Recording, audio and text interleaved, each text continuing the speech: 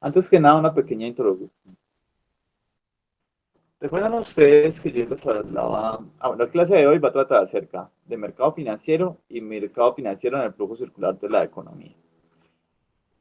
Siempre tenemos un recorderis de la clase pasada. Yo les hablaba acerca de cómo el ingreso tiene un flujo circular entre dos tipos de agentes económicos. Las empresas, que son los que usan los recursos financieros y materias primas, todo lo que hay a disposición para poder producir, y las familias, que son los últimos consumidores de los bienes y servicios que producen estas empresas.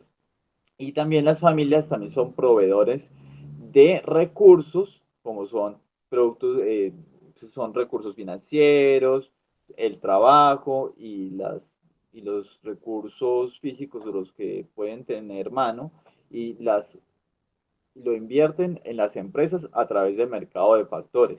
Entonces, el mercado de factores es una especie de institución, como es todo mercado, donde las familias invierten sus recursos en empresas con el tal de obtener unos dividendos. ¿Ok? Estos mercados de factores son muchos. Ahí está el mercado bursátil, el mercado de derivados, el mercado laboral, hay muchos acá. Entonces vamos a hablar de uno en particular el día de hoy que se llama el mercado bursátil. El mercado bursátil, como bien nos estaba contando ahora Germán, es una institución que da un cierto margen de transparencia a todas estas transferencias de recursos desde parte de las familias y los dueños de recursos financieros hacia las empresas, ¿sí?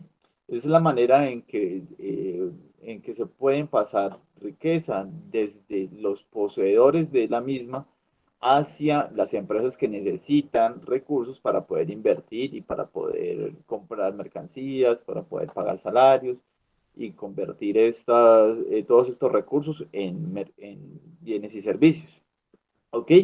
Pero entonces el mercado bursátil, que se le llama el mercado financiero, tiene no solamente las características de vender activos de un solo tipo, hay muchos tipos de activos y vamos a reducirlo a cuatro categorías.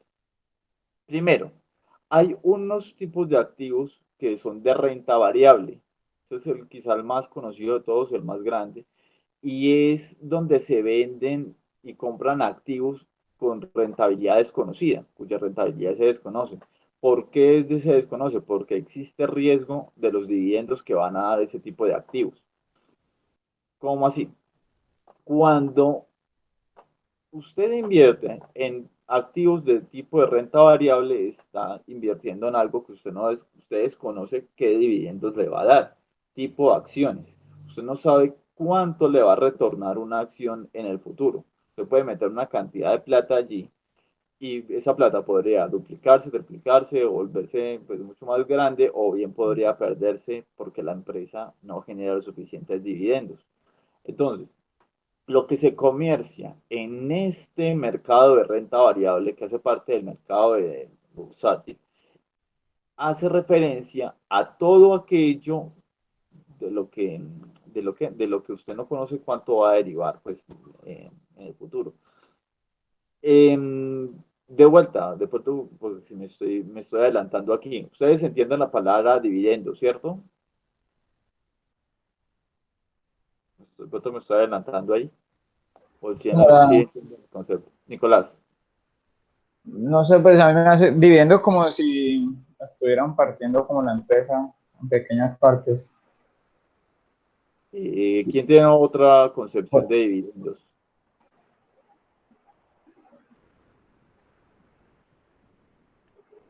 ¿Alguien tiene Profe, otra? como un beneficio de la empresa. Sí, exacto. Dividendos en esta situación, Gina, es cuánto la empresa está generando de ganancias, beneficios para las personas quienes la poseen. ¿Sí? En este caso, los dividendos son los retornos a la inversión de lo que uno está haciendo. Por ejemplo, si usted es dueño de una empresa o de tanta parte, tanto le corresponde en dividendos pues, de una divisioncita, cuánto le corresponde de todo lo que la empresa generó, cuánto le genera a usted. Estos son sus dividendos, ¿ok? Me estaba adelantando allí. Bueno, entonces, como usted en este tipo de mercado de renta variable, usted no va a encontrar que la empresa siempre le vaya a generar una renta o un dividendo fijo, sino que esto puede ser muy variable y existe riesgo de que haya una pérdida de lo que usted invirtió, entonces es muy común que las empresas otorguen unos dividendos muy considerables a partir de la inversión. Entre más riesgoso es porque entonces otorgan más dividendos a las personas que están invirtiendo en las acciones de esta empresa. ¿Ok? Eso entonces es el mercado de renta variable que vamos a ver más adelante con más cuidado. Está el mercado de renta fija y este no tiene tanto riesgo como el de renta variable. El de renta fija se venden y compran activos que presentan una emisión de deuda, tales como CDTs, bonos del Estado, papeles comerciales. Por lo regular representan un monto fijo. El riesgo asociado a estos activos es mínimo. Usted en renta fija encuentra sus productos financieros donde no hay margen de cambio acerca de los dividendos que va a recibir. Usted le dice, va a recibir tanto en tal periodo de tiempo. Le vamos a dar por esta cantidad que usted nos dio, dentro de 5 años, dentro de 10 años, tanta cantidad. Entonces no hay tanto margen de maniobra, por tanto, el riesgo es menor al de renta variable. ¿Ok? Entonces, por lo regular, como el riesgo es menor al de renta variable, también las ganancias asociadas con el de renta fija son menores al de renta variable. Por ahí, como dicen, entre más riesgoso, pues más beneficios va a generar. Otro mercado bursátil muy conocido es el mercado de divisas. En este se venden y compran monedas extranjeras de todo el mundo que llegan a Colombia por ventas en el extranjero. Bueno, o mercado de divisas en cualquier parte es el intercambio de monedas de distintos lados para poder hacer comercio internacional.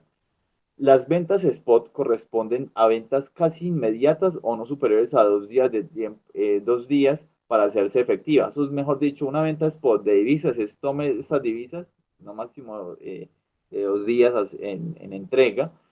Y también, eh, también se venden en este mercado de divisas unas cantidades de divisas a ciertos periodos de tiempo más alejados de 2 días. Por ejemplo, como se dice, le voy a dar tantos dólares en tanto tiempo. Recibe la persona, pagan tantos pesos y la persona que vende los dólares le entrega en un determinado tiempo esos dólares y eso se conoce como forward. Vamos a verlo más adelante igual.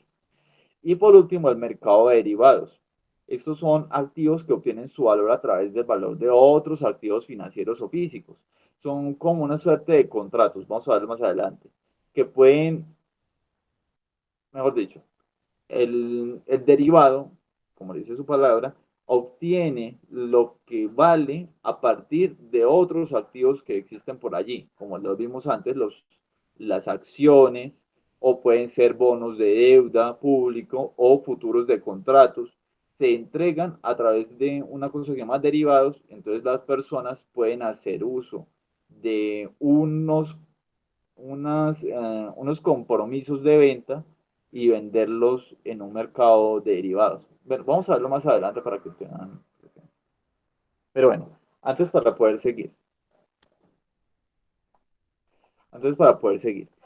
El mercado bursátil es toda esta institución donde se venden distintas unidades de valor que están representados en contratos o activos financieros o compromisos comerciales y que tienen como objetivo, el mercado bursátil tiene como objetivo ayudar a conectar los vendedores los vendedores y los compradores de esos activos, reduciendo el riesgo asociado y pudiendo dar mejores precios a las personas, pudiendo darle mejores valoraciones a los productos financieros que existen en todo el espectro de estas posibilidades.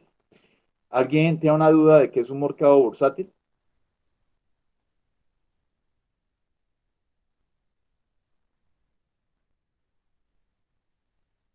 No, profe.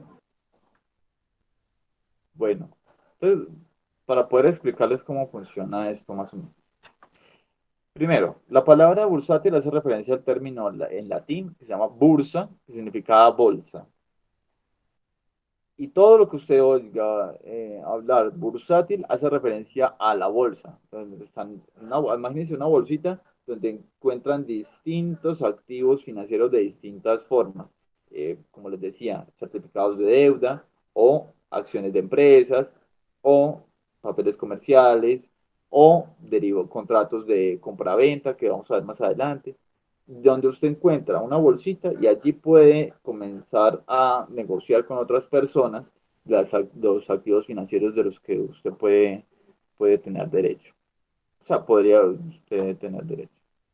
Primero, vamos a ver entonces el primero de estos mercados que se llama el de renta variable. ¿Qué se comercia en un mercado de renta variable? Lo más comerciado en este tipo de mercados es las acciones. ¿Qué es una acción? La acción es un título que da a un individuo la propiedad de una pequeña parte de una empresa. Como dueño de una acción, un individuo es propietario de una cierta fracción de los dividendos de la empresa, es decir, de las ganancias. Además, usted como accionista puede tener derecho a elegir cuáles son las directivas que va a tomar la empresa en determinado momento. ¿Cómo lo hacen? Pues si es un accionista mayoritario, pues votando, o si es un accionista pequeño, pues pudiendo elegir quién va a votar por usted. Pero entonces, usted como accionista es alguito parte o dueño de cierta empresa. Cuando usted es una empresa, bueno, cuando usted haya generado una empresa, ya sea por sociedad, por acciones simplificadas, que es la más conocida entre todas las empresas en Colombia, las SAS, usted emite de su empresa unas ciertas acciones o ciertos derechos para que otras personas puedan, digamos, comprarlos y tomar decisiones sobre su empresa. ¿Ustedes alguna vez se han enfrentado a esta necesidad de ir a construir una empresa, a generar una empresa? No sé, todavía no han pasado por allí. Pero es una de las formas de usted crear empresa es construir una sociedad por acciones simplificadas. Es decir, tiene ciertos derechos divididos sobre la empresa. Y esta empresa la puede estar vendiendo por de pequeños derechos sobre ella. El que tenga la mayor parte de las acciones tiene la mayor parte de los derechos acerca de las decisiones que va a tomar la empresa y a la vez también tiene la mayor parte sobre los dividendos que va a generar la empresa.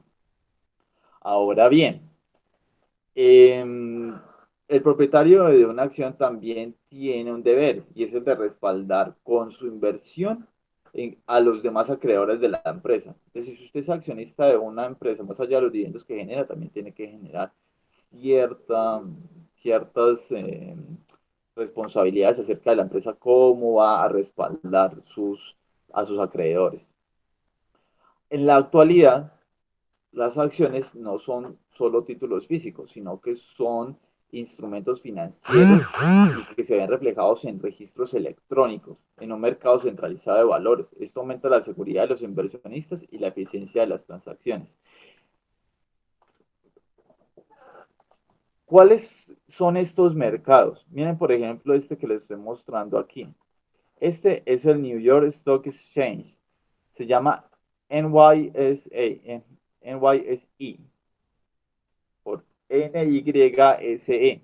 Es el mercado de valores más grande de todo el mundo. En este mercado lo que hace la gente es comerciar acciones de distintas empresas que ya las han emitido anteriormente.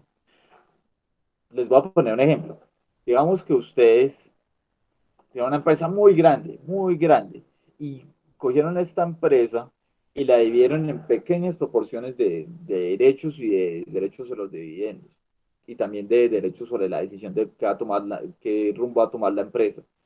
Estas acciones podrían pasar a este mercado, no cualquiera lo hace pues, pero una empresa grande viene y comienza a comerciar sus acciones acá. Ahora, cuando una persona compra esta acción, tiene ya un derecho adquirido sobre esta empresa por los dividendos de ella. Y si otra persona por allá se la compra extra, ya la tiene otro por allá y otro por allá y otro por allá, o una persona podría comprar muchos derechos sobre una empresa y pues quedarse con la mayoría de esta. En este lugar se comercian esos derechos. Esto es lo que se vende en este lugar. Bueno, y de estos mercados hay muchos en el mundo. El más grande de todos es el que yo les digo, el New York Stock Exchange, que significa la Bolsa de Valores de Nueva York. No sé si la han escuchado en noticias. ¿Sí? Un poco. Profe, Se le, hay una pregunta. Digamos, digamos que la empresa saca un determinado número de acciones, ¿no? Y si una ¿sí? persona las puede comprar todas, ¿lo van a dejar? Señor. Si una persona va a comprar, digamos, todas las acciones que dio la empresa, o sea, él puede comprarlas todas, ¿lo va a dejar la empresa? ¿No? Si todos los vendedores que antes tenían posesión sobre esas acciones se las venden, ya tienen derecho sobre todos los dividendos de la empresa y tienen el derecho sobre todas las decisiones de la empresa. No, listo, Si profe. todos los vendedores, si todos los que las tenían antes se la pasaban a él, ya él es casi propietario de la empresa. ¿Ya? Y tiene derecho sobre todas si tiene todas en su poder, pues. ¿Ok? En inglés, esta palabra stock exchange se puede, se puede interpretar en español como intercambio de acciones o intercambio de derechos sobre la empresa. También en español, en inglés, esta palabra de stock también se conoce mucho como equity y es como el derecho pues, sobre una parte de la empresa. Bueno, esta es la más grande del mundo, se llama New York Stock Exchange. La segunda más grande es la Nasdaq. La Nasdaq, acá se venden otras acciones y otros productos financieros, pero la mayor parte son acciones, que tienen correspondencia con los derechos de unas empresas más particulares que las de NYSE. En NYSE se venden muchas acciones de muchas cosas. Nasdaq no es físico así como está acá. Nasdaq es un mercado más virtual y se venden derechos sobre otro tipo de empresas más de tecnología. En Nasdaq se venden muchas más cosas de tecnología. Por ejemplo, en Nasdaq nació lo que era Microsoft. Cuando apenas se estaban vendiendo las acciones de Microsoft, se vendieron primero en Nasdaq y también Apple. Todas las empresas de tecnología están acá. Entonces, Nasdaq es más como de venta de acciones, pero de empresas que tengan que ver con la tecnología y la innovación y todo eso. Bueno, no cualquiera llega a NYSE a vender las acciones de la empresa. Digamos, ustedes o yo creo una empresa y voy a decir, NYSE, véndame mi acción. No, no cualquiera va y vende las acciones allá. Una, tiene que ser acciones de una empresa que tenga muchos requisitos para ellos. Tiene que tener unos ciertos valores de la empresa, activos, tiene que tener antigüedad, tiene que estar muy reconocida para que estas acciones se puedan vender acá. La tercera más grande del mundo es la Japan Exchange Group. Exchange Group. Y acá está en Japan Exchange Group, se venden muchos activos financieros pues, de empresas de Japón. La cuarta es la de Shanghai, China. Cuarta de Hong Kong Exchanges.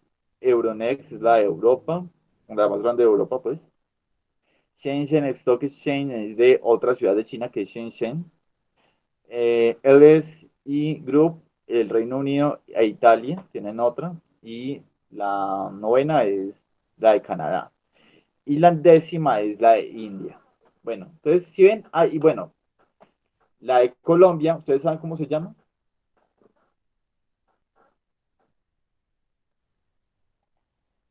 ¿No la han escuchado antes, la de Colombia? No, profe, ya no. No, No, profe. Nadie. La Bolsa de Valores de Colombia, BVC. BVC. La Bolsa de Valores de Colombia se venden, pues, los activos de muchas empresas que son de Colombia. Pero como les digo, tiene que cumplir unos requisitos para que este mercado las pueda vender. Ahora, entonces, estas instituciones o estos mercados, que como ustedes los ven acá, venden ciertas acciones, pero digamos, no es el único medio por el cual una empresa o digamos, una empresa podría vender sus acciones y tampoco es el único medio por el cual un comprador podría comprar las acciones. Digamos que una empresa no cumpla los requisitos de NYSE o la Bolsa de Valores de Colombia y sin embargo haya una persona que quiera comprárselos. ¿Cómo haría ahí si no existen esas instituciones, estos mercados financieros como están acá tan estructurados? ¿Cómo haría esta empresa para venderlos y cómo haría ese comprador que está interesado en comprárselos? ¿Cómo lo haría? ¿Cómo creen ustedes? Si ustedes han visto películas, por ejemplo, Lobo de Wall Street o cosas así.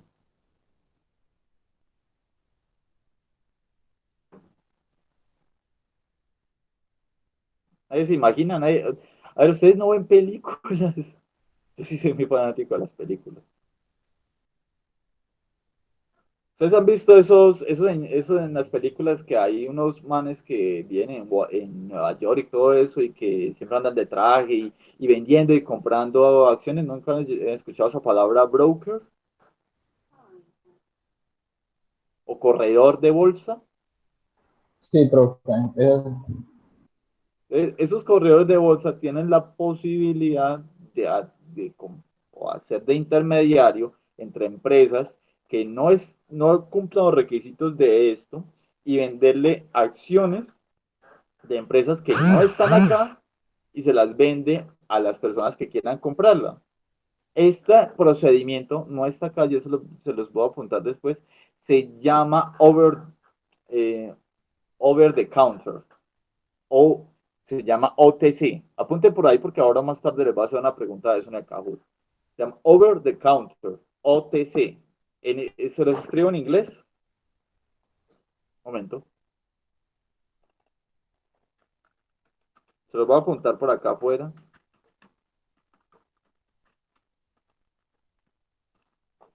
Un momento, por favor. Ya vuelvo a mostrar la pantalla.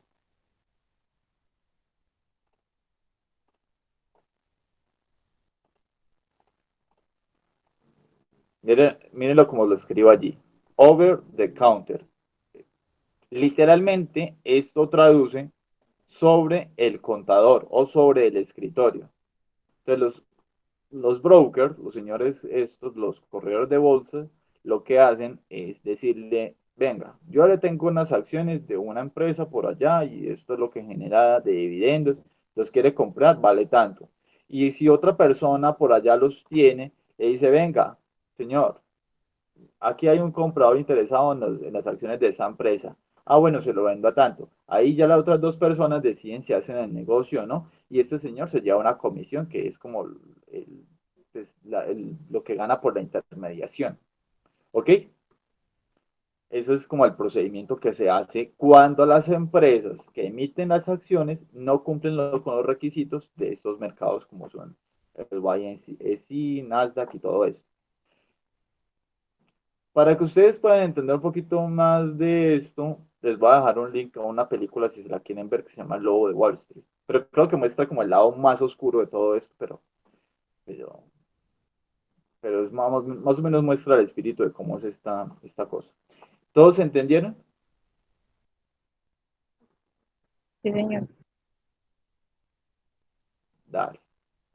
Entonces, eso es una acción, es un título que le otorga a la persona. Quien lo tenga, ya sea físico o sea virtual, un cierto derecho sobre los dividendos que va a generar la empresa y también un derecho sobre lo que la empresa, los rumbos que va a tomar la empresa en hacer, si va a hacer una inversión en esto, si se va a meter en un mercado por acá, si va a contratar a este director de la empresa, si va a hacer tanto de marketing. Bueno, va a tener cierta potestad o cierto derecho sobre las decisiones de la empresa. ¿Ok? Listo. Entonces, como yo les he dicho, que el poseedor de la acción tiene un derecho sobre lo que la empresa va a generar, Pero entonces, si la empresa no genera dividendos, perdiste. Chao. Pues, tú apostaste por una empresa y esa empresa en un año quebró, perdiste. Nadie te va a responder porque ese es parte del riesgo. Si la empresa genera el triple en un año, ganaste. Entonces, siempre hay un riesgo implícito en estar en el mercado accionario. Como hay un riesgo implícito y la idea es poder ayudar, o mejor dicho, la idea es poder medir ese riesgo y que la persona que hace parte del mercado accionario, que comienza a invertir allí, de alguna manera reduzca ese riesgo. Hay personas que se inventaron distintos índices que le indica, hombre, esta acción es muy riesgosa para lo que genera o esta acción genera una buena rentabilidad en medida del riesgo que se está incurriendo. Bueno, dice acá el texto, por lo general, las acciones ofrecen un rendimiento esperado superior al visto en otros instrumentos financieros, como les decía ahorita, la emisión de deuda, que es un mercado fijo. Entonces, estas acciones, como hay cierto riesgo, entonces también se ofrece un poquito más de rentabilidad. Entonces, como las personas somos aversos al riesgo, intentamos siempre estar reduciendo el riesgo de todo lo que hacemos, entonces hay unos mecanismos para de alguna manera intentar identificar cuáles son las acciones más riesgosas.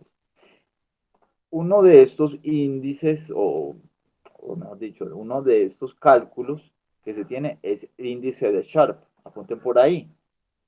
El índice de Sharpe es una medida del riesgo relativo de las acciones. Bueno, en realidad de los activos financieros. Y es como que le dice a uno, hombre, en medida de todo lo que estoy arriesgando, ¿cuánto en verdad me está generando esta acción de dividendos? ¿O cuánto esta acción genera de dividendos? Y ese índice de Sharpe se mediría de la siguiente manera. Es la rentabilidad del portafolio, es decir, la rentabilidad de la acción o del activo financiero que sea, menos la rentabilidad esperada del mercado, o mejor dicho, la rentabilidad que los activos financieros generan en el mercado regularmente, o sea, el promedio de lo que se genera en el mercado. Dividido esto sobre la desviación estándar del portafolio. Es decir, este activo financiero, ustedes saben que de alguna manera a veces genera mucho y a veces genera muy poquito, mucho, muy poquito. Si ya vieron estadística, díganme por favor que ya vieron estadística. Sí, profe.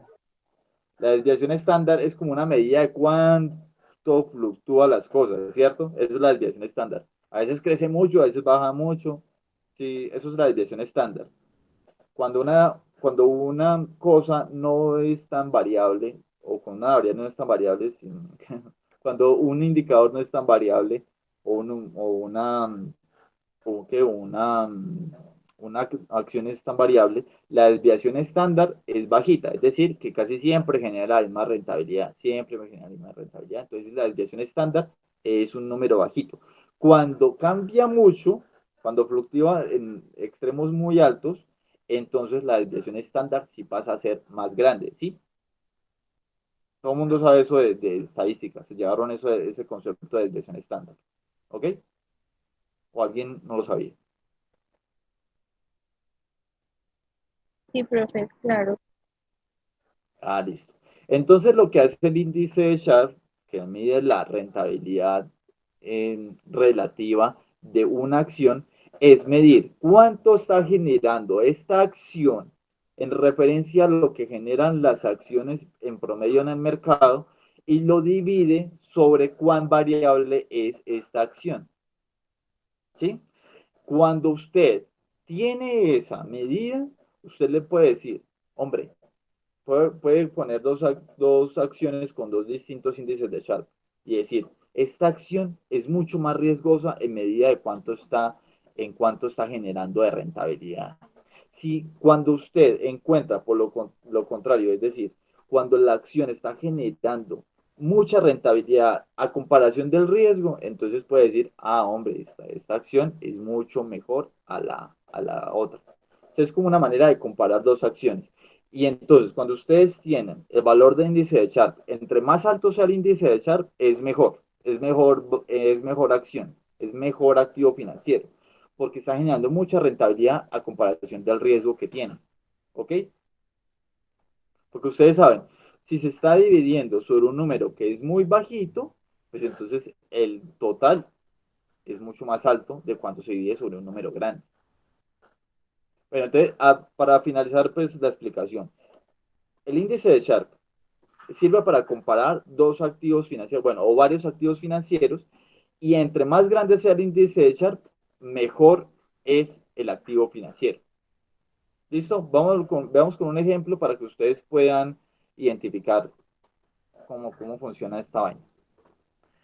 Digamos que usted tiene en portafolio o tiene para elegir dos tipos de acciones, la A y la B. La primera, la A, tiene una tasa de retorno de la inversión de 15%. Es decir, lo que usted le haya metido le devuelve 15% más y bueno, es relativamente bueno.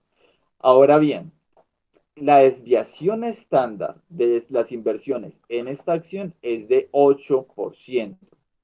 Como esta acción está generando una desviación estándar de esto, entonces usted no lo va a poder comparar inmediatamente frente a la acción B, tan solo guiándose por la tasa de retorno. Si fuera por la tasa de retorno, la acción B estaría perdiendo. ¿Por qué? Porque tiene una tasa de retorno del 12%. Sin embargo, la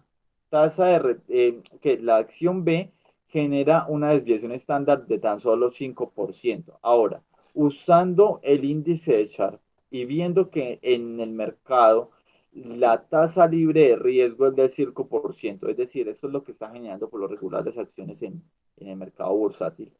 ¿Cuál de las dos inversiones tienen mayor retorno ajustado al riesgo? ¿Cuál de las dos, A o B, utilizando el índice de Sharpe? Ustedes en su cuadernito, en su casita, por favor, escriben esta fórmula. Índice de Sharpe es igual a la rentabilidad esperada de A menos del 5%, que es la de mercado, la de referencia de mercado, dividido la desviación de A, y después vuelven a hacer ese ejercicio para B. A ver, y los espero, utilizando estos datos.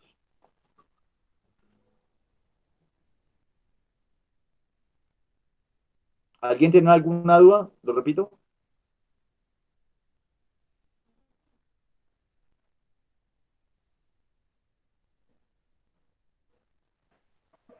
Pues a mí me da más alta, ¿qué? Más alto el índice de Sharpe en la B. ¿Cuánto te dio en la B? Pues no sé, yo lo hice en el celular, pero pues como en el celular es todo raro, me dio 2.28 y en la A me dio 1.78. No sé, en una calculadora científica. Sí. ¿Qué? ¿Qué entenderías tú con ese índice? No es el número exacto, pero sí te dio más alta en la B, está bien. Pero no es el número exacto, vamos a verlo enseguida. Sí, no, es Pero que lo hice en un teléfono. en el celular más difícil, ¿cierto? Pero ¿qué Sí, entenderías tú cuando te da más alta en la B? ¿Qué entenderías tú? ¿Qué decisión tomarías? pues me iría por la B, pues ya que no va a tener tanto riesgo en esa. Según, Ya, porque dice que entre mayor sea alto el porcentaje de esta, pues es mejor, va a ser mejor ese activo financiero. claro.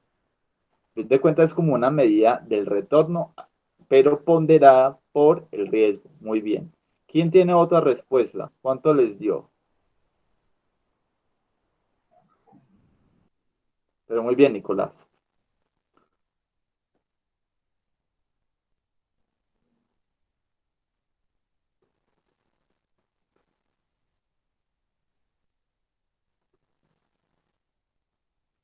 ¿Tuviela nos va a compartir algo?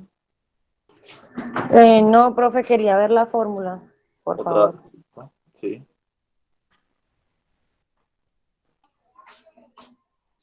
Gracias. Aquí, EDP es el retorno de una de las acciones menos la del mercado dividido la desviación estándar del retorno de la acción. ¿Ok?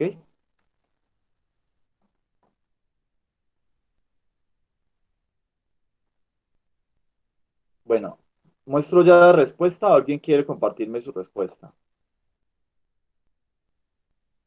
Pues yo tengo una pregunta. Digamos, Sí.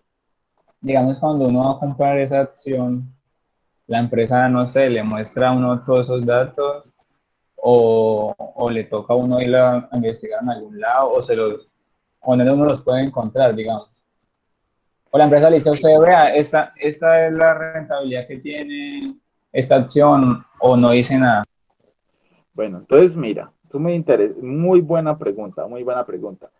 Las empresas no están generando los dividendos día a día. No, no todas las empresas cierran sus estados financieros día a día. Hay veces que cierran al año, hay unas que cierran a los 6 meses, otras que tienen una generación de los dividendos mucho más larga. No, no siempre es la misma que tanto tiempo se generan los dividendos. Por ejemplo, Ecopetrol, cada creo que es año, dicen, bueno, esos dividendos que salieron del ejercicio de tal periodo, esto le corresponde a los accionistas y a cada accionista le corresponde eso y se le manda la plata. ¿Ok? Pero entonces, usted como accionista tiene el derecho sobre saber cómo le fue a la empresa y decir, bueno, la empresa generó tanto, generó tal manera. Ahora, usted como comprador no tiene ese derecho, o mejor dicho, antes de comprarla. ¿Sí me entienden? Usted no puede ir a decir, muéstreme, muéstreme los estados financieros de la empresa, muéstreme cuánto generó, cuál fue el resultado del ejercicio del año 2020. ¿Qué derecho tiene usted para pedirle a una empresa que le muestre eso? ¿Cierto que no? Usted en cierta parte está arriesgando antes de ser accionista. Está generando cierto riesgo. O tiene que estar muy bien informado, ir a llenarse de información, ir a buscarse la información en otra parte para poder saber esa empresa cuánto genera. Entonces, cuando usted es inversionista del mercado bursátil, usted por lo regular no lo hace, bueno, los grandes que hacen esto, no lo hacen como en base a especulaciones, ¿no? Lo hacen en base, pues, a una información muy certera. Y si las personas llegan a invertir ahí de cualquier manera, ay, porque yo escuché que esa acción está aumentando de precio, pues por lo regular esos inversores pues, no lo hacen, no lo están haciendo de manera correcta, lo están haciendo simplemente por especular. Pero si una persona grande que sabe de esto, lo hace conscientemente de saber de que esa empresa va a generar dividendos, sí o no. ¿Sí? Sí, profe. Ya. Ya.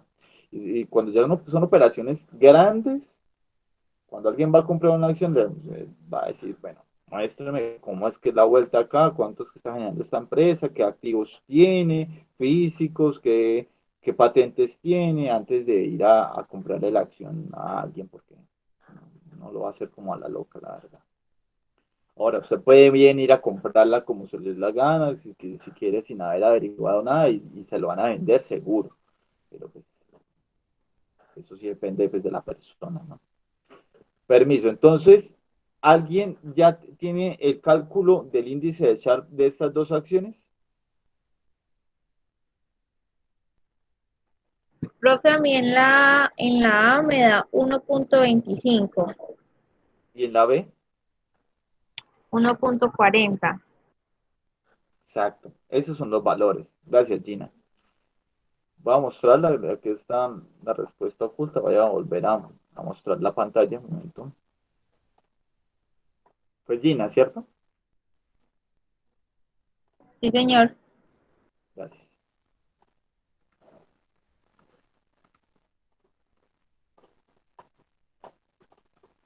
Listo. Entonces, lo que hace, lo que calculó exactamente Gina fue esto. Dividió primero, al principio, restó lo que esta empresa está generando de rentabilidad, o mejor dicho, esta acción está generando de rentabilidad, menos lo que está generando en promedio el mercado en rentabilidad. O sea, en promedio, la tasa de retorno del mercado es de 5%, entonces ya le restó el 15% de lo que genera la empresa A y se lo restó. Y después lo dividió sobre la desviación estándar de lo que genera la empresa A. Eso le dio 1.25. Y en la B le dio 1.4 este ejercicio. Entonces, como bien nos decía Nicolás, al hacer esto, como le da más alto el B, esta división, el índice de Sharpe le va a dar 1.4 en B, entonces usted puede decir, hombre, la empresa B, si bien no me genera un retorno inmediato tan grande como lo hace la A, en base al riesgo de la empresa B, es mucho mejor invertir en B, porque no es tan variable como si es la empresa A. ¿Ok? Sí, profe. Bueno, ¿Alguien me queda alguna duda de los...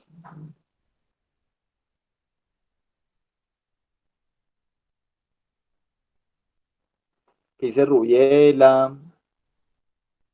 ¿Qué dice por allá Brian? Está muy callado. No, profe, Dice vamos María bien, vamos bien. Bien, Brian. Dice María Paula, se nos fue. Dice Andrés Felipe. No, profe, aquí estoy bien, todo bien. Listo. Todo bien, profe. Listo. Ese es el índice de Sharpe. Una medida usted puede decir, hombre, si esta empresa es muy variable, ¿será que vale la pena poder invertir ahí? O invierto en una, porque no sea tan variable, no genera tantos rendimientos a veces, pero que no varía tanto y puedo de alguna manera mantener un crecimiento más sostenido de mis activos financieros. Eso es. Listo. Ese era el mercado accionario a grandes rasgos. Usted puede ir a vender, comprar distintos derechos sobre las empresas, ya sea a través de esas instituciones grandes, como les decía, la Bolsa de Valores de Colombia u otras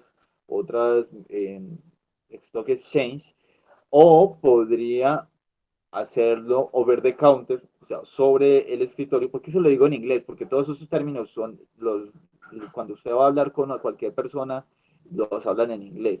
Over the counter, y es que lo hace a través de un intermediario, un broker, un corredor de bolsa, y usted puede vender acciones que no pasan los filtros de una empresa, de un mercado de estos tipos como el NYSE o Bolsa de Valores de Colombia. Ok, eso, o sea, muy someramente, eso es un mercado accionario. Ahora bien, los mercados bursátiles, no, como les decía ahorita, el ejercicio de la bolsa, no solamente tienen acciones adentro, sino que adentro de la bolsita también hay una cosa que se llama bonos. Este bono es un contrato financiero que implica una transferencia de recursos de una entidad o una persona a otra en determinado momento de tiempo a cambio de uno o varios pagos realizados a través del tiempo. Es decir, acá se dice, señor, miren, voy a hacer ejercicio. Señor comprador del bono, yo dentro de tanto tiempo le voy a dar 10 millones de pesos, pero necesito que en el momento usted me haga el favor y me dé tanta plata el día de hoy. Ahora, como esto ya está fijo de que va a ser tanta plata, no es, como lo veíamos anteriormente en el mercado accionario, que usted podría estar arriesgando mucho más. Aquí el riesgo es menor. La persona le está diciendo, le voy a dar tanta plata fijo. Cuando es menos riesgo, también entonces se espera que el rendimiento sea menor. Siempre es como una regla de mercado bursátil. Entre mayor riesgo, mayor retorno. Entre menor riesgo, menor retorno a la inversión. Entonces, por lo regular estos bonos tienen una menor variación de la, del retorno y por ende de los precios del mismo bono. ¿Cuál es el valor del bono? A final de cuentas, ese se llama el valor facial. Es el monto que el emisor del bono va a pagar al tenedor del mismo en la fecha del vencimiento. Ahora, yo les dije muy bien, puede muy bien que una persona le emita esto y le diga al portador se le va a pagar 10 millones de pesos. Cuando el señor que compró esto y dio la plata, lo que costaba el bono, y espera los 10 millones, necesita la plata por alguna razón, necesita la plata, puede muy bien ir a venderlo en el mercado de bonos a otra persona que esté interesada en tener este certificadito. Ahora, entonces, por tanto, estos costos no dicen le voy a pagar a Pepito Pérez tanta plata en tal momento, no, dice al portador. Quien sea que tenga el papelito dentro de 10 años, va a ser el que se le otorga el monto que diga, el valor facial del bono. Entonces, por tal motivo o tal característica de este papelito, entonces existe el mercado de bonos, donde se intercambian estos derechos. ¿Ok? Ahora, estos bonos, yo les estoy dando como la definición general de lo que es, pero eso tiene muchas distintas características. Por ejemplo, esto yo les dije en 10 años, pero hay ciertos bonos que tienen unos pequeños, ¿cómo se dicen? Como partecitas, bonitos. Y se le arranca un pedazo y dentro de 3 años se le paga tanta cantidad del valor facial. Y después otros 3 años se le paga otra cantidad del valor facial y la última parte en la fecha de entrega. ¿Sí? Tiene como unos ciertos bonos. O también estos activos financieros tienen la característica de que el valor no sea 10 millones de pesos y ya, no, sino que dice, hombre, le va a pagar 10 millones de pesos más una tasa variable que sea la inflación, porque eso también se tiene que tener en cuenta. Se lo puede negociar de tal manera, puede decir, la inflación más tanto, o puede decir que por favor le paguen, no, sí, está ese cambio de valor. Entonces, si ven ustedes, muchachos, que esto básicamente, aunque sí tiene algunos pequeños cambiecitos, es mucho más fijo, o tiene una cantidad mucho más predecible de retorno que lo que era el mercado accionario, ¿cierto? Por eso no genera tanta rentabilidad como sí lo generaba en el mercado accionario. ¿Ok? Sí, profe. O sea que digamos si le llega a perder ese bono paila, o no, o eso no está sistematizado. No, no, no, eso sí, si se le pierde, Ya realmente. paila. ¿Cómo? Esas eran como las boletas del almuerzo, profe. Sí, no, y por los regulados que tienen esto lo guardan muy bien, porque sale mucha plata, mucha plata. Eso es como decir un billete gigante que usted no va a mover para nada y va a tener bien guardadito porque cuesta mucha plata. Es un activo Listo. financiero muy valioso, sobre todo para la gente que tiene mucha plata. También tienen una característica muy importante, es que digamos, eh, tienen dos opciones que se llaman call y put. Me disculpan la vaina del inglés, sino que muchas de estas palabras no tienen traducción inmediata. Entonces, los términos por lo regular, si ustedes los van a escuchar, de ser una noticia, lo que sea, siempre van a estar en inglés. Que ahí me disculparán, pues, que suene como un poquito snob la cosa. Una opción call da la posibilidad al emisor de pedir el bono a cambio de una cuantía. Es decir, que usted, ya sea un país o al que haya emitido esto, que es un bono de deuda pública, puede decir, venga, devuélvame este bono y yo a cambio le doy tanta plata. Digamos que el gobierno de Colombia diga, hombre, yo tengo muchos de esos papelitos por ahí corriendo. Entonces, ellos tienen por lo regular una opción call que sea, hombre, los que tengan esto, por favor, pásenmelo de vuelta, les voy a dar plata y a cambio tengo que pagar el call. Tengo que pagar lo que diga el call. ¿Cuánta plata sea? Pues eso sí lo negocian en el momento pues, de la emisión. La opción pool ahora es que el señor que lo compró, que tiene el papelito y necesita la plata, puede volver a decir, venga, deme tanta plata por esto, pero necesito plata, pues necesito liquidez, necesito plata más efectiva en este momento y no me sirve esto, necesito poder funcionar con plata. Entonces tiene una opción que se llama pool y es, tome otra vez el papelito y déme plata. Ahora, Si el que haga uso, ya sea la opción call como sea la opción put, va a perder en términos de lo que dio anteriormente. ¿Sí? Si usted toma la opción pool, le va a perder plata a lo que habría recibido dentro de 10 años. De hecho, le va a perder plata a lo que sea que haya pagado en primera posición por esta vaina. ¿Ok? Entonces, tiene cierto riesgo también. Bueno, ¿entendido que es un bono? Sí, profe. Sí, profe. Este es más o menos como el ejemplo de un bono que emite los Estados Unidos de América. Nunca he visto la foto de uno de Colombia, pero los hay. Por ejemplo, acá dice, se emitió en el año de 1976, en el 16 de agosto, y está para pagar 10 años después, el 15 de agosto de 1986. Dice acá que, dice acá, en la fecha dada y con el interés del principal, o sea, este 8%, esta nota y los cupones pagables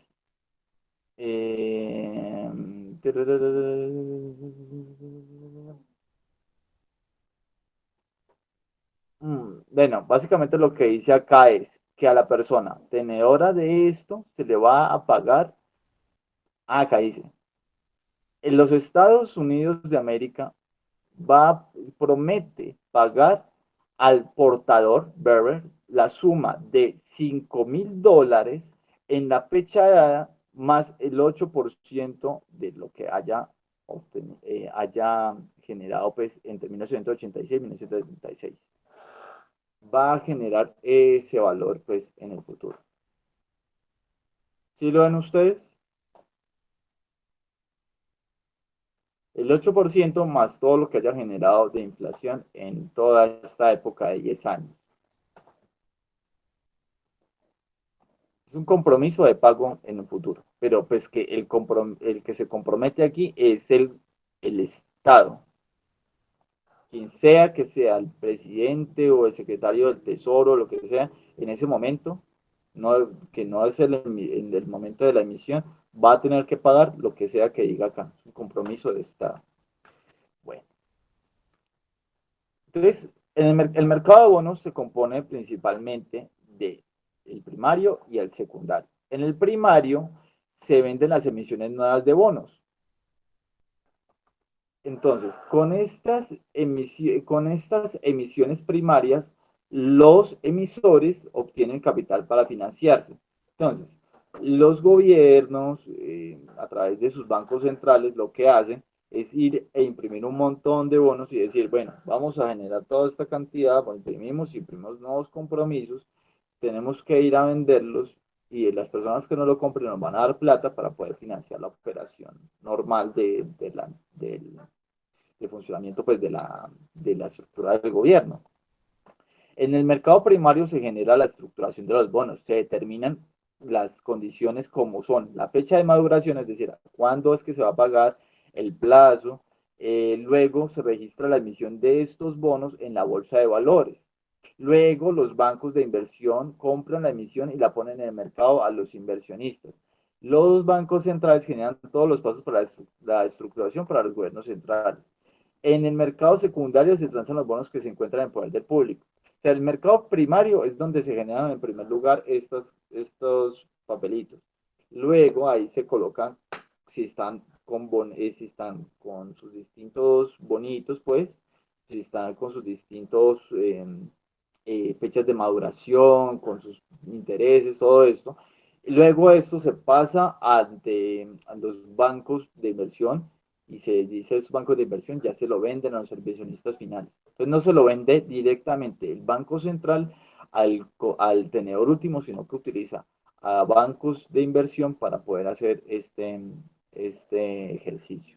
Y luego la plata llega al gobierno, donde el gobierno la invierte pues, en obras públicas y todos estos mantenimientos del Estado. ¿Ok? Y bueno, ya usted, siendo poseedor de estos papelitos, puede ir al mercado secundaria y transarlo con otras personas y venderlo pues a lo que usted considere. ¿Ya? Porque existen los mercados de bonos. Ahora, he aquí la situación. Si usted, de alguna manera, tiene la necesidad de volver a financiar su operación privada, de volver a invertir en otra cosa, comprar cierta mercancía, necesita plata, no es tan fácil ir a volver a pedir un pool al gobierno, todo eso, pero sí podría vendérselo a una persona interesada en esto, porque tienen valor, porque sabe que en unos años va a tener un activo ahí guardado que está generando intereses importantes y que es seguro.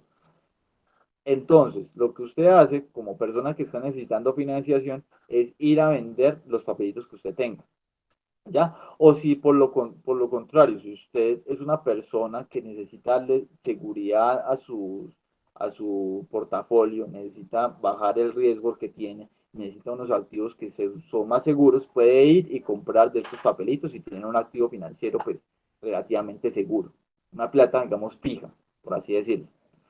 Ahora bien, entonces el mercado de bonos sirve como intermediación entre esos dos tipos de personas, la persona que quiere tener activos líquidos y la persona que quiere más seguridad. Ese es el papel que tienen los mercados de bonos en el mercado bursátil.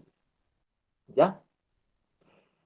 Ahora bien, estos mercados de bonos son los mismos que estábamos hablando ahorita, NYSE, la Bolsa de Valores de Colombia, todos estos también venden estos activos financieros, así como venden acciones. Todo eso también lo venden allí. Bueno, ¿entendido? Sí, profe. Listo.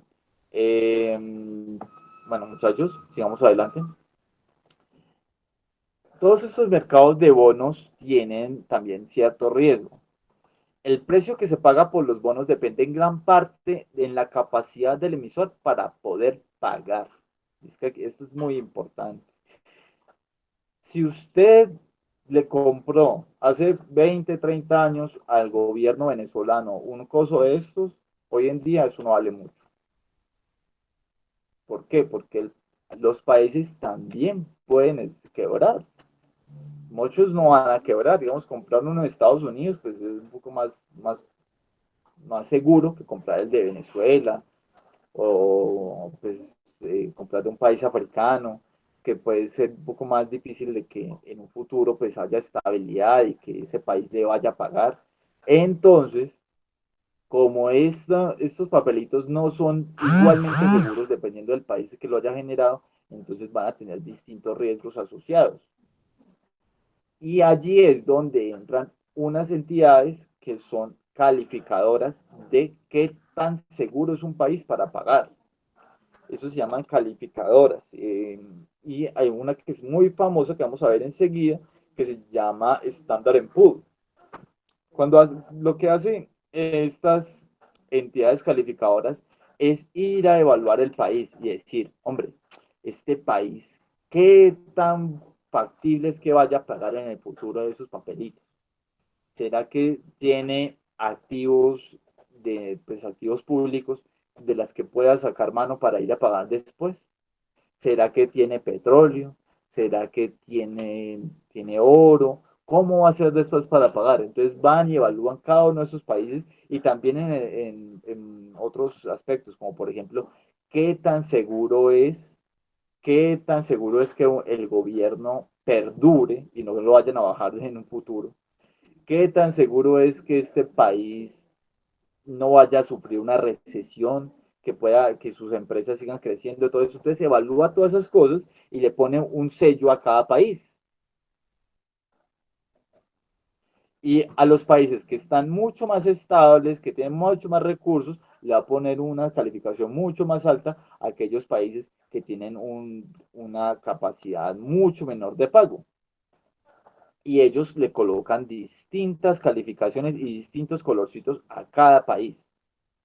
Por ejemplo, si ustedes notan acá, y si saben de geografía, díganme ustedes cuáles son los países más seguros para ir perdón, primero les explico la gráfica, después les pregunto. les coloca una calificación en donde el verdecito más oscuro, que está aquí a la izquierda, es los países más fijos de que van a pagar.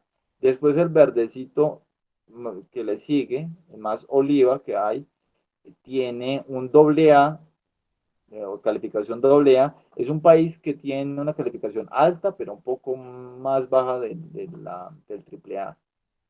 Luego las A, luego las naranjas, que son las triple B, luego las naranjas más oscuras que se llaman W, las rojas es B, y estas, ni decir, estas que son púrpuras, ya es como que es difícil que paguen, y estos países que están en ese es que no siquiera tienen información, no los evalúan siquiera.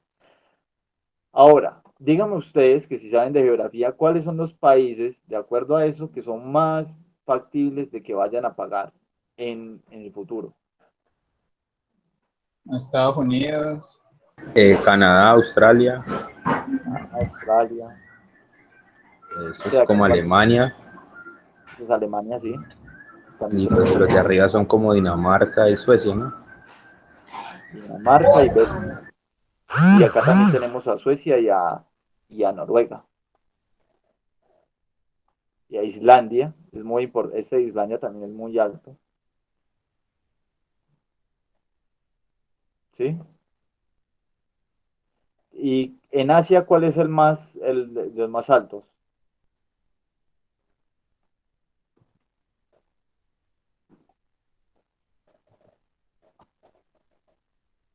Japón.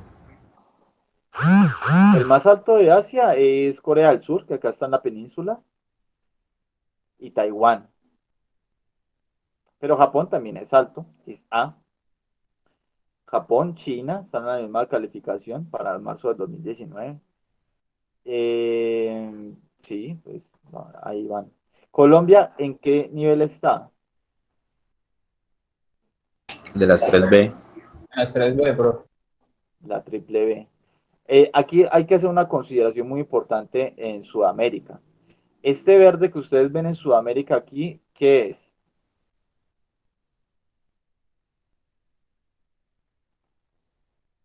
La Guyana francesa. Sí, la Guyana francesa. Entonces es un departamento, en verdad eso es un departamento de Francia, entonces por eso tiene la misma calificación de Francia, por eso es que no cuenta acá. El país más seguro de toda Latinoamérica es Chile, que tiene la mejor calificación. Pero en parte la calificación de Chile es porque tiene muy buenos recursos naturales que todavía se consumen mucho, que es el cobre, y pues también tienen una buena calidad de vida y tienen un más o menos buen manejo de la deuda pública, entonces esa parte es buena. Ok, Colombia no está como en un segundo plano de lo que es Latinoamérica después de Chile, pero está igual que México, está igual que Perú, que Uruguay, y es que, pues, digamos, tienen muchos recursos, tienen recursos, primero, Colombia de petróleo, todavía hay algunos años, tiene gas, tiene carbón, y bueno, tiene muchos recursos naturales, por lo cual es mucho más alto que Brasil. Brasil tiene, pues, digamos, de pronto otro tipo de recursos y ya pues el petróleo no es tanto. Y otros países, bueno, pero es que tiene mejor calificación. Y también México tiene la misma calificación que Colombia. Miren, fíjense ustedes otra cosa muy importante. Los países petroleros, el país petrolero más grande, que es Arabia, sí, el reino árabe, no estoy hablando de los demás emiratos, pero este Emirato tiene la calificación más alta, pero digamos lo que es Kuwait y Emiratos Árabes Unidos no tienen tan buena calificación, ni siquiera están evaluados, quizá en parte porque estos no son emisores de deuda, que no tienen necesidad de estar emitiendo deuda como si nosotros lo hacemos. Bueno, ¿tienen alguna duda de esto? Mire Venezuela. Venezuela ya no está ni siquiera calificado porque ya perdió completamente la credibilidad de que en un futuro vayan a pagar lo que sea, lo que tengan ahora. Y estas emisiones de deuda, en verdad, ya de Venezuela están es en Rusia y en China, que son acreedores básicamente de este país, y este país, y le prestan sobre todo es porque Venezuela tiene muchos años de petróleo. Bueno, ¿quién tiene alguna duda acerca de esto?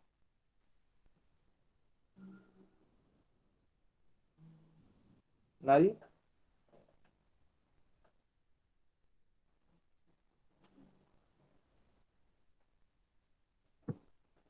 No, profe, ninguna. Bueno, entonces, es- estas son las distintas escalas de valor que le coloca Standard Poor's, que es la agencia calificadora la más grande del mundo, acerca del grado de inversión de cada país. Las AAA, las AA más son títulos de mayor calidad y menor riesgo crediticio.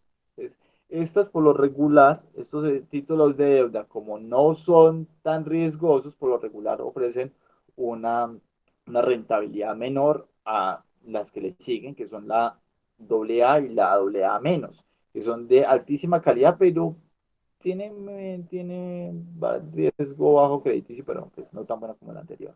La A más, la A son títulos con seguridad en el pago de intereses y capital, pero el pago puede ser vulnerable al cambio sin las circunstancias, sobre todo políticas. Pues, acá está Estados Unidos y está Francia y todo eso que tienen ciertos grados de fluctuación política de vez en cuando. Las triple B más y la triple B, donde está Colombia, la calidad del crédito es bueno, pero no excelente. Siempre hay cosas como que se demoran a veces en los pagos, como que este país a veces tiene ciertas diferencias políticas o pues allí no es excelente, pero igual es una buena inversión. Y ahí ya para atrás, sí, mejor dicho, ya es como más riesgoso invertir. Por ejemplo, lo que pasó con Argentina, mire que es de los países más riesgosos que hay en Latinoamérica, porque Argentina está allí en la calificación B. No sé si ustedes se dieron cuenta hace unos años que Argentina básicamente le dijo a la deuda que había adquirido con gobiernos anteriores, le dijo que no le iba a pagar. Entonces eso bajó mucho la calificación de Argentina. Y siguen amenazando los que si dicen, no, es que no vamos a pagar las deudas que adquirieron gobiernos anteriores, pues bajan más la calificación. Es que ojalá hubiera encontrado esa noticia, no la encontré, pero hace como 3 años a Argentina le comisaron un barco. Si quieren buscan la noticia, porque no pagaban unos bonos de deuda y se los decomisaron por allá en África que estaba haciendo reparaciones y se los decomisaron los señores pues poseedores de esos bonos de deuda. Bueno. Em, Ahora bien, entonces miren ustedes, por ejemplo, aquí cuáles son los países que tienen mejores calificaciones, como les mostraba antes. Suiza es el más alto. Los países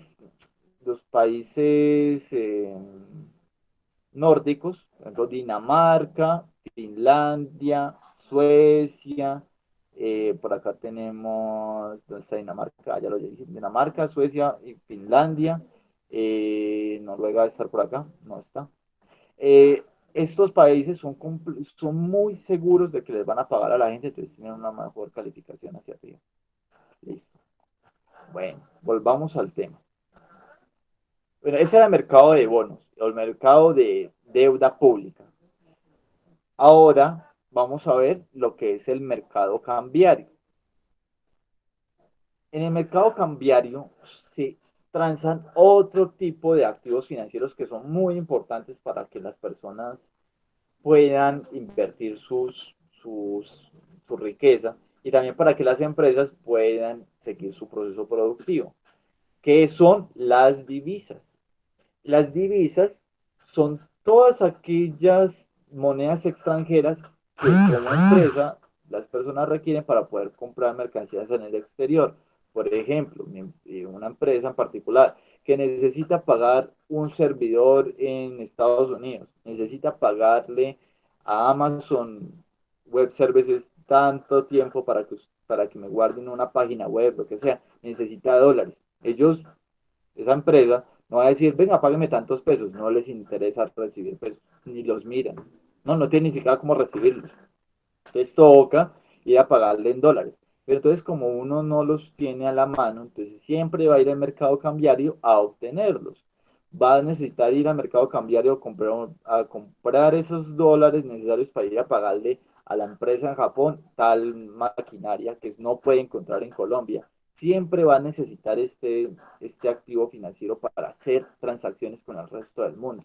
Por eso, en todos los países del mundo van a haber mercados cambiarios, que son sumamente importantes para poder sostener la operación de todas las empresas en este mundo tan globalizado.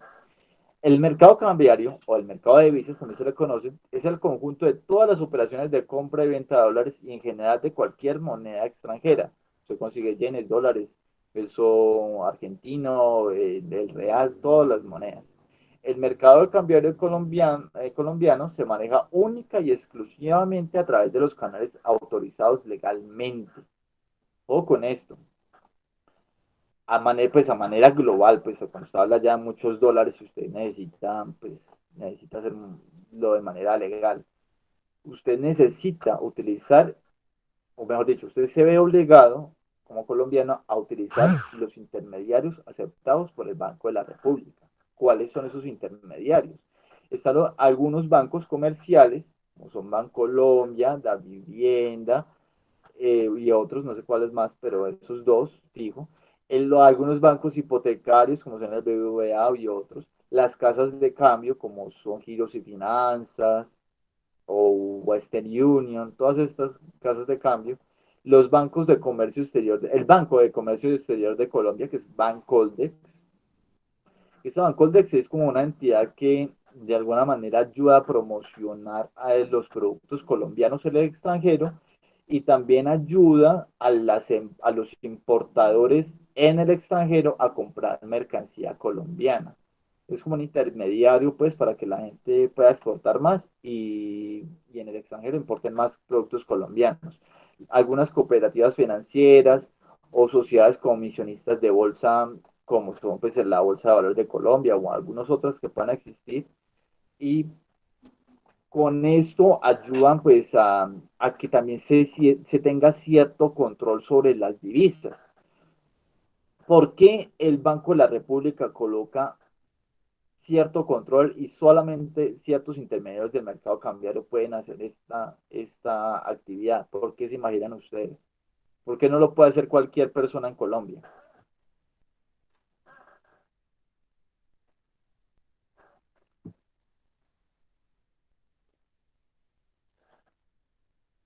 Para verificar que los dólares sean legales, ¿verdad? Que no sea que dinero que proviene del narcotráfico o cosas así. Claro, muy sensible ese tema pues, en Colombia, no podemos ocultarlo.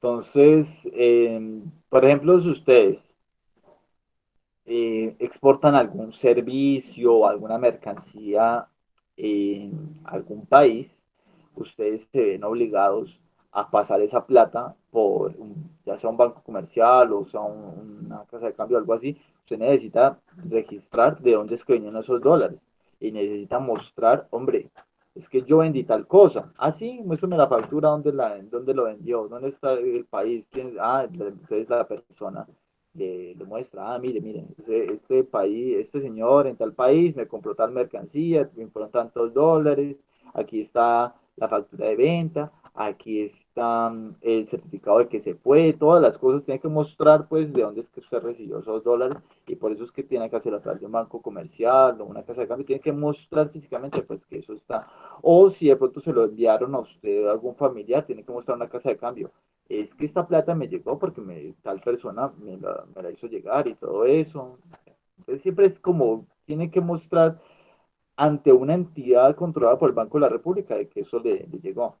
Ahora bien, si usted es una persona que maneja mucha plata y no lo quiere hacer a través del banco comercial, el banco hipotecario, ¿no? Sino que usted tiene una cuenta bancaria, digamos, en Estados Unidos y le entró la plata por allá, entonces usted podría montar una cuenta de compensación y registrarla ante el Banco de la República. Y pues, digamos que tiene una cuenta en Citibank en Estados Unidos. Entonces usted puede decir, venga, apúnteme Banco de la República, aquí está mi cuenta de compensación y acá me están llegando los dólares y aquí los voy a mover. Y pues y electrónicamente por ahí estoy pagando cosas a otra parte. Ah, bueno, señor Cosito, muéstrame usted dónde está sacando esa plata, muéstrame usted dónde está llegando esto y pues se la pueden registrar. Pues tiene que ser algo muy grande pues para que le tenga una cuenta de compensación registrada. Ahora bien, la acción de canalizar la moneda extranjera es vender, comprar o transferir divisas en desarrollo de las operaciones de cambio celebradas por conducto de los intermediarios del mercado cambiario. Es decir, usted canaliza la moneda extranjera que llega de otra parte del mundo, ¿no? En Estados Unidos, le llega a otra parte del mundo esas divisas y las canaliza a través de operaciones cambiarias celebradas tan solo a través del mercado, de los intermediarios del mercado cambiario autorizados. Ahí me contaron una vez en Dorada que hay en el parque, ay, ¿cómo se llama eso? Un café, en un café que hay en Dorada, ¿cómo es que se llama? Por el, que es como todo ganadero. En automático. El automático, ¿es ese coso? Santiago. Que allá se venden dólares y todo eso. No me acuerdo cómo se llama ese café, la verdad nunca entré. Lo que sientan un señor es Y como el Parque ganadero, Gaitán. sentarse toda la tarde. ¿Cómo? Es que al pie del Parque Gaitán, al pie del hotel, ahí por el lado del BBVA. Sí, ando del BBVA ahí. Y ahí se parchan y que venden dólares, nunca los vi, pero bueno, eso no es un canal autorizado, no es un canal autorizado. Pues, no. Uno tiene que hacerlo a través de un intermediario del mercado cambiario autorizado pues por el Banco de la República. Entonces lo que les dije, Banco Comercial, pues ahí está el Banco Colombia, la Vivienda, esos son fijos, no sé cuáles otros más puede hacer, contra el Banco de Bogotá. Algunos bancos hipotecarios, casas de cambio seguro, que son los más comunes, Bancoldex, las cooperativas financieras, sociedades comisionistas de bolsa, como son la Bolsa de Valores de Colombia, ahí también se venden moneda extranjera. Listo. Y sobre todo, pues el mercado cambiario es de divisas, pues en general de muchos tipos de divisas, pero si bien un comerciante internacional puede estar vendiendo digamos, en El Salvador, no es muy común que le manden la moneda de El Salvador acá a Colombia otra vez, ¿no? Sino que le mandan, ¿qué? Dólares. Porque uno, ¿qué hace con plata de El Salvador? ¿A quién va a volver a comprar? Entonces es muy común que todo el mercado cambiario, la gran parte, lo que hace la gente, si bien no comercia directamente con Estados Unidos, es comerciar con dólares, porque es como la moneda aceptada por todo el mundo. Pues, las monedas fuertes son las que más comúnmente están intercambiándose en el resto del mundo.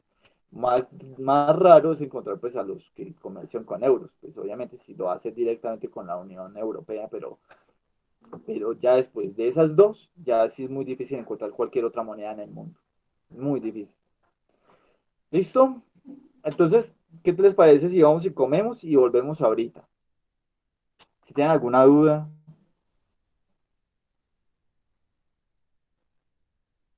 Listo, profe, de una entonces. Listo, profe, una. ¿Tienen alguna duda o qué? No, profe, hasta el No, momento. profe. ¿8:15 o qué? Ana María, ¿nos voy a hacer algo? No, profe, que no tengo dudas. Listo. 8:15. La pregunta que ahora rato hizo Nicolás acerca de los estados financieros y cómo decidir si invertir en una acción o algo así, hombre, pregunta buena y dura.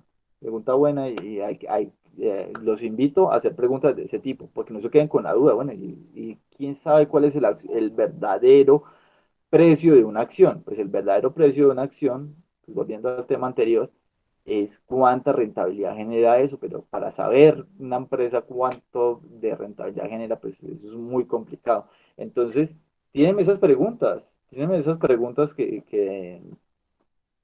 no me las sé todas, pero sí sé cositas. Entonces, los dejo. Los dejo y a las 8:15 nos vemos pues. Vayan y coman.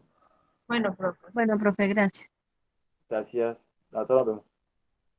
Voy a parar la grabación y cuando volvamos vuelvo a arrancar. Permiso.